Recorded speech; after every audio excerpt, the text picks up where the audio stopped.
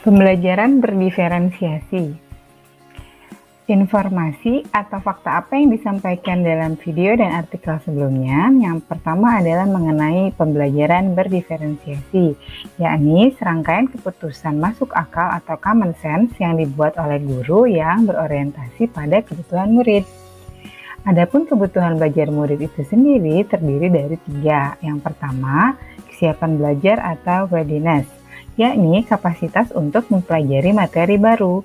Kemudian yang kedua adalah minat murid, yakni suatu keadaan mental yang menghasilkan respons terarah pada suatu atau objek tertentu yang menyenangkan.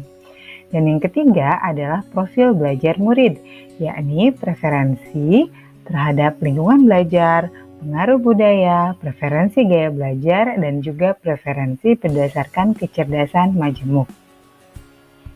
Hal selanjutnya yang dipelajari adalah mengenai strategi diferensiasi. Yang pertama adalah diferensiasi konten, yakni konten adalah apa yang kita ajarkan kepada murid kita.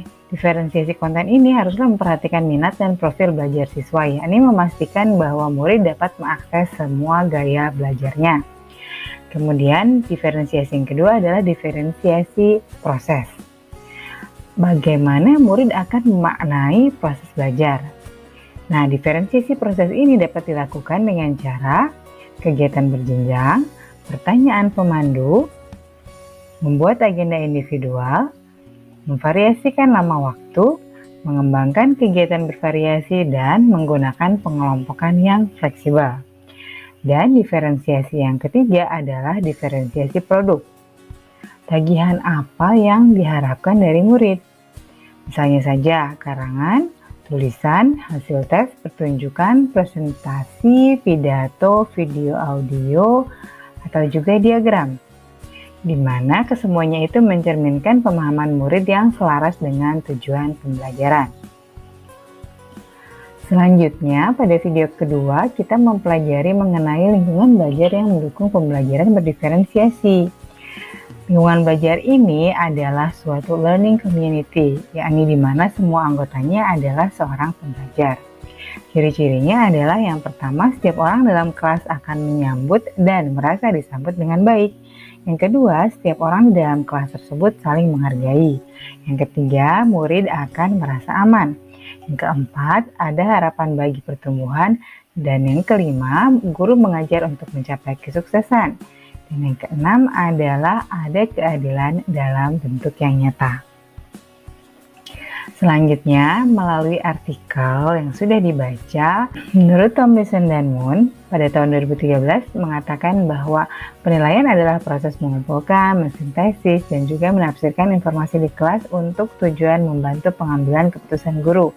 Hal ini mencakup berbagai informasi yang membantu guru untuk memahami murid mereka, memantau proses belajar mengajar, dan membangun komunitas kelas yang efektif.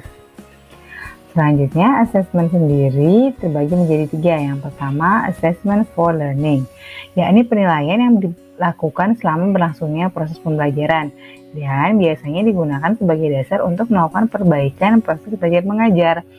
Ini juga berfungsi sebagai penilaian formatif dan sering juga disebut sebagai ongoing assessment. Yang kedua adalah assessment of learning. Penilaian yang dilakukan setelah proses pembelajaran selesai. Ini berfungsi sebagai penilaian sumatif. Dan yang ketiga adalah assessment as learning, yakni penilaian sebagai proses belajar dan melibatkan murid secara aktif dalam kegiatan penilaian tersebut. Penilaian ini disebut juga penilaian formatif. Dalam pembelajaran berdiferensiasi, penilaian formatif ini memegang perannya sangat penting, di mana bersifat memonitor proses pembelajaran dan dilakukan secara berkelanjutan serta konsisten, sehingga akan membantu guru untuk memantau pengetahuan, pemahaman, dan keterampilan murid yang berkembang terkait dengan topik atau materi yang sedang dipelajari. Penilaian formatif ini tidak hanya dapat dilakukan secara tertulis, misalnya juga kita bisa melakukannya lewat mengamati, menanya, merefleksi, dan juga berdiskusi, baik dengan teman sebaya ataupun guru dan sebagainya. Contoh strategi penilaian formatif diantaranya adalah tiket keluar, tiket masuk, berbagi 30 detik, nama dalam toples, strategi 321, refleksi, pojok pemahaman, dan juga strategi 5 jari. Selanjutnya, gagasan baru apa yang diperoleh setelah memperhatikan dan mempelajari video dan artikel? Implementasikan pembelajaran berdiferensiasi dengan memperhatikan kesiapan belajar, minat, dan juga profil belajar murid dengan menggunakan strategi diferensiasi konten, diferensiasi proses, dan diferensiasi produk. Selanjutnya, apakah yang sekiranya akan sulit diimplementasikan dan apa alasannya? Diferensiasi proses dengan dasar minat dan profil belajar siswa. Kenapa? Karena dirasakan perlu untuk dilakukan diagnosis awal dan kognitif. Kemudian, pertanyaan atau klarifikasi apakah yang masih diperlukan terkait dengan isi video dan artikel tersebut? Bagaimana teknis pengelompokan murid dalam pembelajaran berdiferensiasi dengan memperhatikan kesiapan belajar, minat, dan profil belajar murid. Karena dikhawatirkan murid akan merasa dibedakan di kelas.